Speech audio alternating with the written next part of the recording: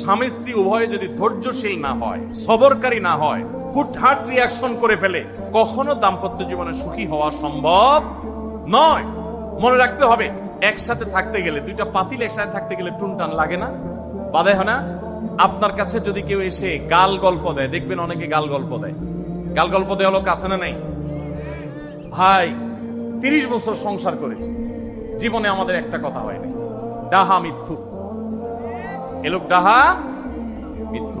আপনার 50 বছরের সংসারে কোনো বিষয় হয় না। হ্যাঁ, ঝগড়া করেন না, সেটা ভিন্ন বিষয়, কিন্তু ভিন্ন মত হবে না, দ্বিমত তৈরি হবে না, নিজেদের মধ্যে ভুল বোঝাবুঝি তৈরি হবে না, একবারও হবে না জীবনে, অসম্ভব।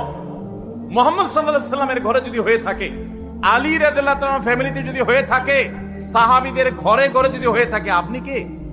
মনে রাখবেন, এই সমস্ত ডাহা মিথ্যা কথা শুনে আপনি চিন্তা করেন, হায় হায় রে, তাহলে আমার বউটা এত ডাইনি।